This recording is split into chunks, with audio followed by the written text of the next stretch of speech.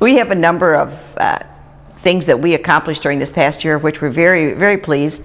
One of the most important, we feel, is that we have chairman of the Safety Task Committee. So we approached Matt Crockett, who is one of our Cleveland firefighters and RE teacher, and he will be convening a safety council, perhaps a little bit more administrative. The Stewardship Committee pulled together a system of calendaring items that will require donations or money contributions of some kind, and putting together a church-wide calendar. We are an extremely generous church, but sometimes we kind of overdo it and we end up with too many things at one time. So the Stewardship Committee put together a calendar and an approval system, and we feel that it has worked really to the benefit of all of the organizations this year. As a co-leader of the Ways and Means team, one of the things that we did this year is reestablish the personnel team. And our first order of service was to update the employee handbook. The other thing that we've done is the planned giving team. And one of the first things that we've done is started putting a comprehensive file together of all of our deceased members and our bequests received. This file will serve for two purposes. It will help assist the planned giving team, as well as help updating the Book of Souls, which hasn't been updated since 2017.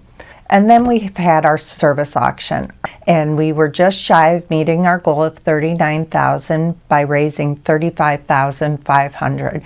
Justice and Outreach Council is composed of task forces and other groups that do social justice work. One of the groups is FACT, and they're very proud of the work that they've done on sustainability and working and collaborating with other church groups, committees, to increase our recycling at West Shore. Undoing Oppressions was most proud of an outing that they organized, and they went to Karamu House to see breakfast at the bookstore. GCC has continued to work on improving the justice system, and they've been really focused on bindovers for youth. Reproductive Justice Task Force worked really hard to pass the reproductive rights amendments to the Ohio Constitution, and now they're working on those efforts to end gerrymandering, which affects pretty much every issue. Queer and Ally's biggest event is the Pride Parade in March, and West Shore's participated in this since its inception over 50 years ago. Social Action Committee is really proud of being able to maintain the food pantry for anyone who needs help with food. We're very proud of the 15-year anniversary for the film series, and I think the most thing we're excited about is last Sunday was a beautiful spring afternoon, but 50 people stayed to do the Braver Angels presentation on how to have conversations with people who disagree with you. And so that was so successful, we're planning another workshop in May and in June. The Worship, Music, and Arts Council has had a busy year of programming. A large portion of our work is to make Sunday worship happen. The choir prepares two major choral works for the holiday and spring choral Sundays. West Shore has hosted this past year a record number of 16 concert events in our sanctuary. We've had 2 silent films a year with the accompaniment from our Holtkamp pipe organ. The B. Neil Davis Artist Series, which sponsors many of these programs, is generously funded by the Musical Arts Society. The Rocky River Chamber Music Society remains in residence here at West Shore with 5 concerts a year. The Aesthetic and Permanent Collection Committee has designed and hosted 4 major art exhibits this past year. Holiday decorations were installed with a new tree dedicated to George Bliss. Coming up will be the Earth Fest and art show. They have surveyed the congregation about the terracotta wall and installed Reverend Anthony's portrait at the main entrance. Thursdays at West Shore has for the past 5 years given a spiritual space to tell our stories. Soulful Wednesdays was created for a weekday experience of meditation and enhances our community's presence.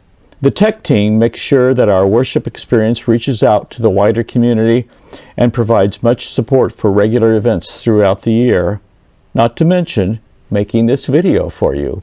With children and youth religious education, our year began with the 2nd annual Blessing of the Backpacks.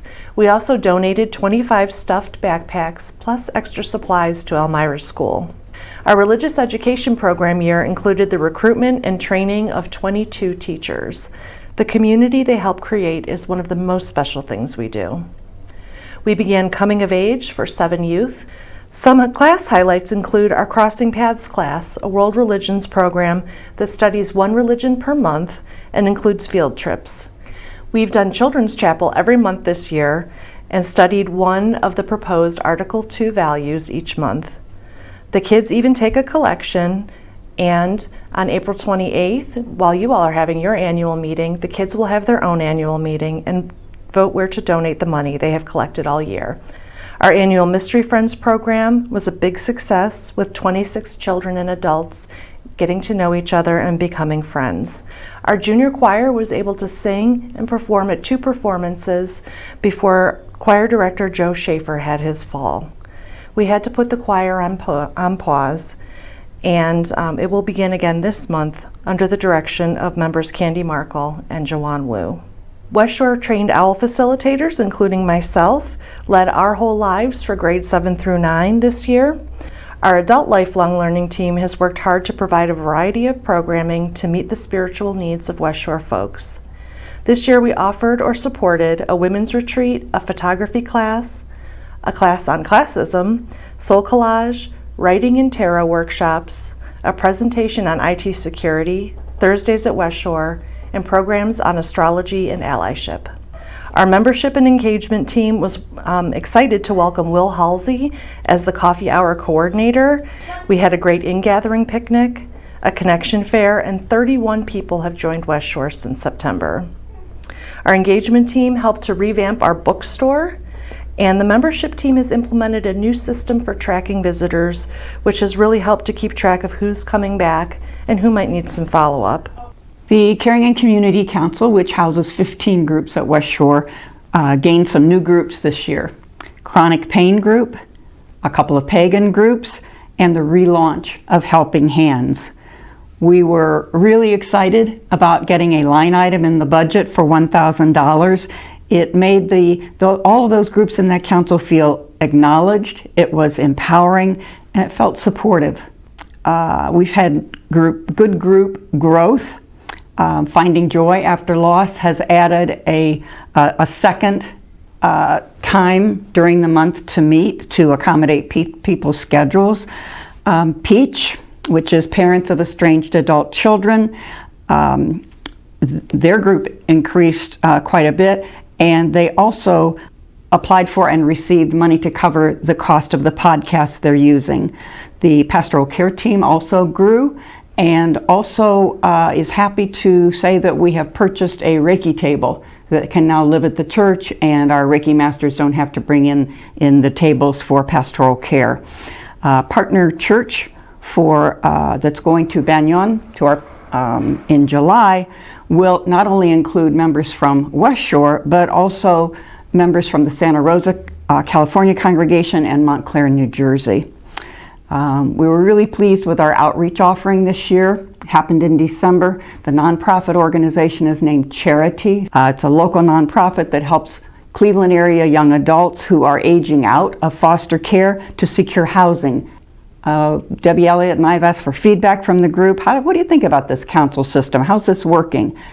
In a word, gratitude.